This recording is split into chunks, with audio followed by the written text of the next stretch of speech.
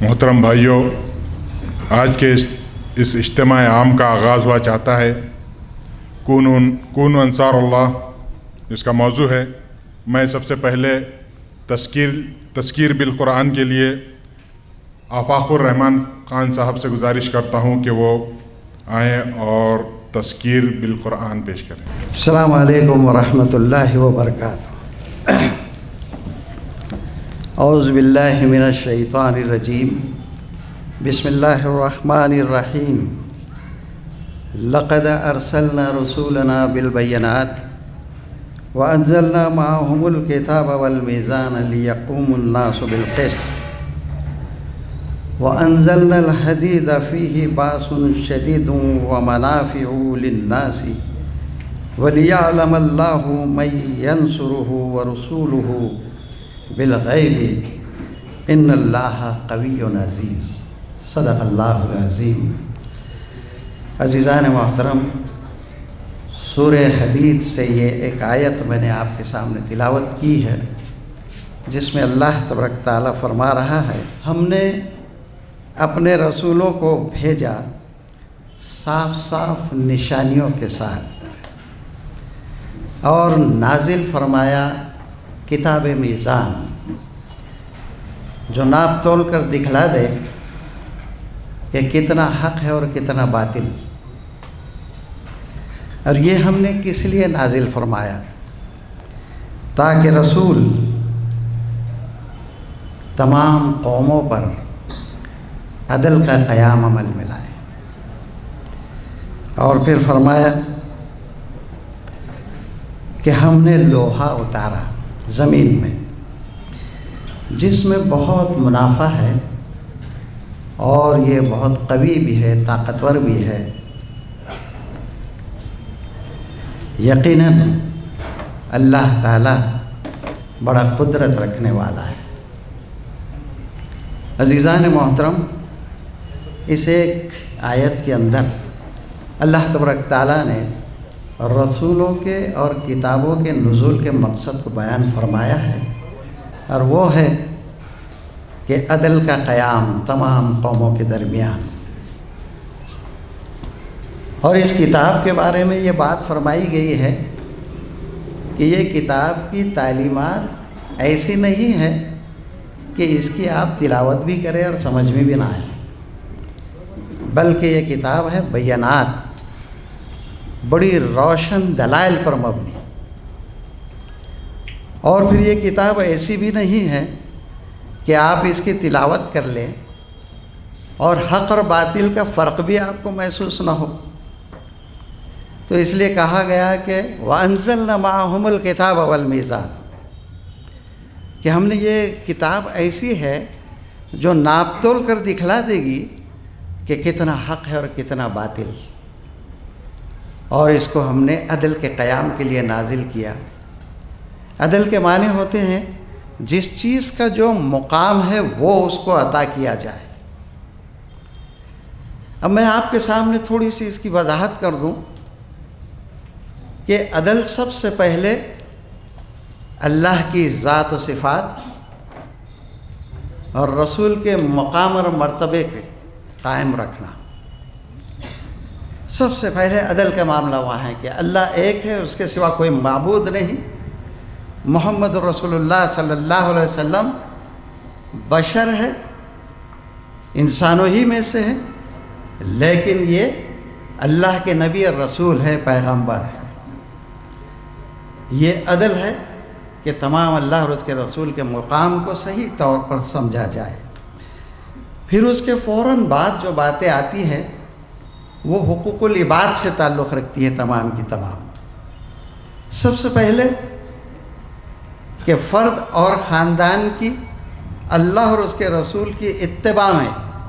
اس کی بہترین بنیادوں پر تشکیل۔ تیسری چیز آتی ہے کہ انسانی جان کی اہمیت اور اس کی حفاظت کے تقاضے۔ یہ تمام کی تمام چیزیں جو بیان کر رہا ہوں میں، قرآن مجید میں متعدد مقامات پر بیان ہوئے ہیں، آپ پڑھ لیجیے۔ بے حیائی، عریانیت، بد اخلاقی، ان تمام کو جو ہے بہترین انداز سے تمام فرد کی حیثیت سے اور اجتماعیت کی حیثیت سے جو ہے ان کی بہترین نشو و نما اور تعمیر و تربیت کرنا، جس میں یتیموں، مسکینوں اور فقراء کے جو ہے حقوق وغیرہ بھی آتے ہیں۔ تجارتی معاملات میں بھی عدل کا قیام عمل میں لایا جائے، معاشرے کو فرد اور اجتماعی بنیادوں پر بہترین اخلاقی تربیت، جس کے لیے فرد، خاندان، معاشرہ، تعلیمی نظام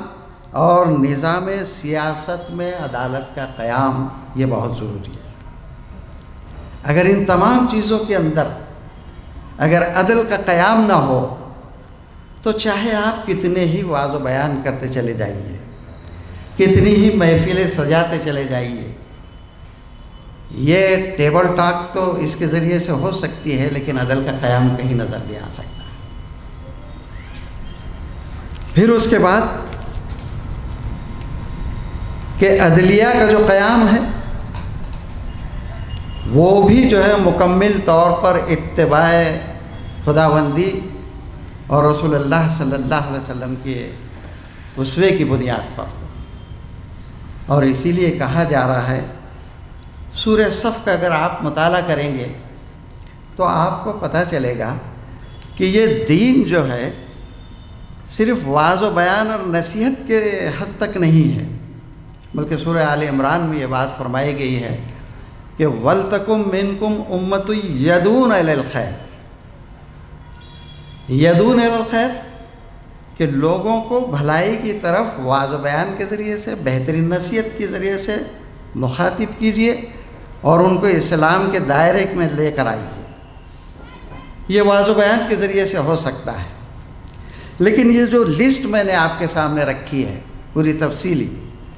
کہ کہاں کہاں عدل کا قیام عمل میں لایا جائے، یہ تمام کی تمام چیزیں آگے بیان فرمائی جا رہی ہے کہ وَيَأْمُرُونَ بِالْمَعْرُوفِ وَيَنْهَوْنَ عَنِ الْمُنْكَرِ۔ تو یہ عدل کے قیام کے بغیر یدعون الی الخیر وعظ و بیان کے حد تک تو ٹھیک ہے، لیکن معروف اور منکر کے قیام کے لیے عدل کا قیام ہونا لازمی ہے، ورنہ ہم کسی بھی حد تک معاشرے کی اصلاح نہیں کر سکتے۔ اور اسی وجہ سے سورہ صف کی جو آیت ہے اس میں اللہ تبارک تعالیٰ فرماتا ہے وہی تو ہے جس نے اپنے رسول کو بھیجا ہدایت اور دین حق دے کر، تاکہ وہ اس دین کو پورے کے پورے تمام ادیان پر غالب کر دے۔ یہاں پر دین اسلام کے غلبے کا تصور آ رہا ہے، اور غلبے کا تصور عدالت کے بغیر نہیں ہو سکتا ہے، عدل کے بغیر نہیں ہو سکتا ہے۔ یہ پوری لسٹ میں نے جو آپ کے سامنے گنوائی ہے کہ کہاں کہاں عدل کا قیام عمل میں لایا جائے، تو اس سے یہ بات واضح ہو جاتی ہے کہ انسانی زندگی کا کوئی شعبہ ایسا نہیں ہے جہاں پر عدل کا قیام عمل میں نہیں آ سکتا۔ اب ظاہر ہے کہ اگر امت مسلمہ ان تمام شعبہ زندگی کے اندر اگر عدل کا قیام عمل میں لاتی ہے تو اسے ضرورت اس بات کی ہے کہ ایک بہت ہی مستحکم منظم اجتماعیت کی ضرورت ہے۔ سورہ صف کا مطالعہ کیجئے تو آپ کو پتہ چلے گا کہ یہ سورہ صف کے جو احکامات ہیں، یہ احکامات جو ہے در حقیقت ان تمام جو ہے کاموں کے بعد آتے ہیں، اور ان تمام کاموں کی ضرورت کی تکمیل کے لیے آتے ہیں جو میں نے ابھی آپ کے سامنے 5-7 نکات جو گنائے ہیں، کہ اب ان کاموں کے لیے ایک ایسی پاک و صاف اور پرعزم اجتماعیت کی ضرورت ہے جو عدل کا قیام عمل میں لائے، جو دین کو غالب کر دے تاکہ نیکی آسان ہو جائے اور بدی مشکل۔ اور اسی لیے کہا جا رہا ہے کہ ہم نے اپنے رسول کو بھیجا، وہی تو ہے جس نے اپنے رسول کو بھیجا ہدایت اور دین حق کے ساتھ، تاکہ وہ اس دین کو پورا کا پورا تمام ادیان پر غالب کر دے۔ عزیزان محترم، آج دنیا انسانیت مکمل طور پر جو ہے بے حیائی، ओरियानियत, धोखा, दगाबाजी, अदलिया का मामला देख लीजिए, तालीमी निज़ाम को देख लीजिए,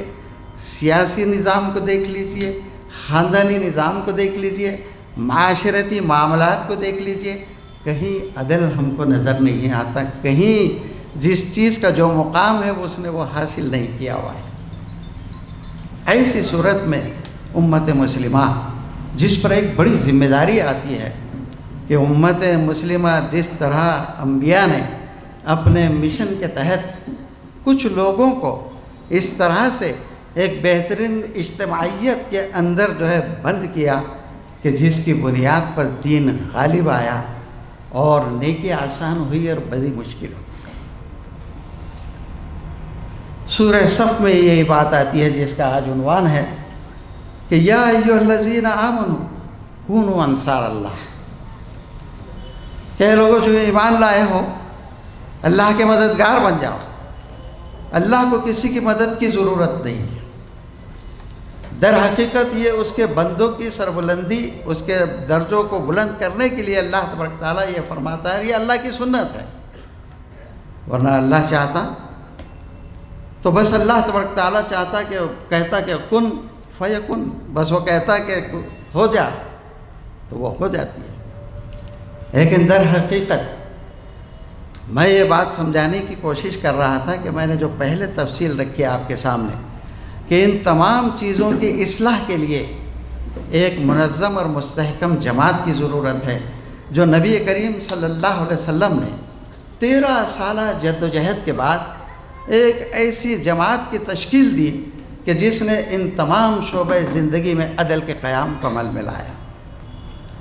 हज़रत ईसा अलैहिस्सलाम का तज़किरा इस सूरह के अंदर होता है अगली आयत में कि ईसा अलैहिस्सलाम ने भी जब अपने हवारियों से कहा कि कौन है जो अल्लाह के मददगार बनना चाहते, तो तमाम तर जो है उनके हवारियों ने ये बात कही कि हम हैं जो अल्लाह के मददगार बनते हैं। थोड़ी देर रुक जाऊँ या चले दो, क्या ख्याल?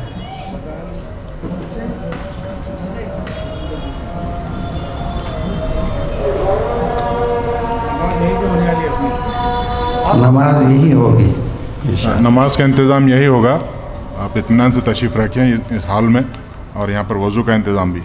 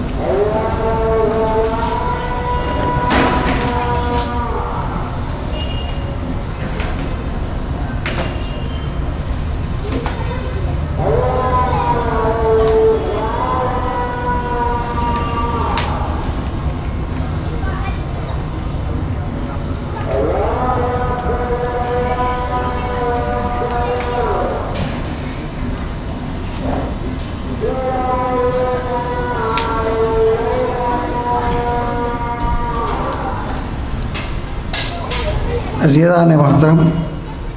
चंद नुकात सरसरी तौर पर बयान करके अपनी बात को ख़त्म करता हूँ कि तमाम शोबे ज़िंदगी में निज़ाम अदल का क़याम दर हकीकत एक मुस्तहकम और मज़बूत इज्तिमाइयत का तकाज़ा करता है, और इसी बुनियाद पर जो है अंबिया कराम ने जो है एक मुनज़्ज़म जमात की जो है तश्कील दी, जो इस दीन के गलबे के लिए, अदल के क़याम के लिए वो जमात, वो अफराद जो है जद्दोजहद करते रहे। और तारीख़ अंबिया की हमारे सामने मौजूद है कि जिसकी बुनियाद पर जो है अल्लाह तबारक ताला का यह दीन गालिब हुआ। چند نکات ہیں جس کو میں آپ کو جو ہے بحیثیت ہوم ورک دینا چاہتا ہوں کہ اللہ کی مدد کیسے اور کس لیے۔ سب سے پہلی چیز ہے کہ توحید کی تعلیم اور شرک کی تردید کے لیے ہم کو ایک مستحکم جماعت کی ضرورت ہے۔ دوسری چیز جو ہے رسالت محمدیہ پر ایمان کی دعوت، اس کے لیے بھی ایک بہت ہی مستحکم اور مضبوط جماعت کی ضرورت ہے۔ قرآن کے کلام الہی ہونے پر ایمان لانے کی دعوت، یہ بھی جو ہے ایک بہترین اجتماعیت کا تقاضا کرتی ہے۔ پھر اس کے بعد آخرت پر ایمان کی دعوت، اخلاقی تعلیمات۔ اخلاقی تعلیمات صرف یہ نہیں سمجھیے کہ بھئی آپ کسی سے کوئی کلام کر رہے ہیں تو بہت ہی خوش اسلوبی کے ساتھ اپنے چہرے مہرے کو بنا کر جو ہے بس سامنے آ جائے اور باقی تمام تقاضے پس پش ڈال دے، اور آخر میں جو ایک چیز ہے جو ان کاموں کے لیے ضروری ہے وہ ہے عالمگیر امت مسلمہ کی تاسیس، یعنی ایسی امت مسلمہ جو ان تمام امور کی تشکیل کے لیے ایک بنیاد کا جو ہے کام انجام دے اور تمام انسانیت کے سامنے عدل کے قیام کی ایک جو ہے بالکل جیتی جاگتی تصویر ہو۔ میں اللہ تبارک تعالیٰ سے دعا کرتا ہوں کہ اللہ تبارک تعالیٰ جس طرح سے حضرت محمد رسول اللہ صلی اللہ علیہ وسلم کے صحابہ اور جس طرح سے حضرت عیسیٰ علیہ السلام کے حواریوں نے اس کام کے لیے، اس عدل کے قیام کے لیے جس طرح سے ایک منظم اور مستحکم جماعت بنائی تھی، آج حالات کا تقاضا یہی ہے کہ امت مسلمہ اس میں سے پورے نہیں تو کچھ لوگ ہی صحیح جو اللہ کے مددگار بننے کے لیے آگے بڑھے اور عدل کے قیام کے اس کام کو انجام دے۔ وآخر دعوانا الحمد للہ رب العالمین، والسلام علیکم ورحمۃ اللہ۔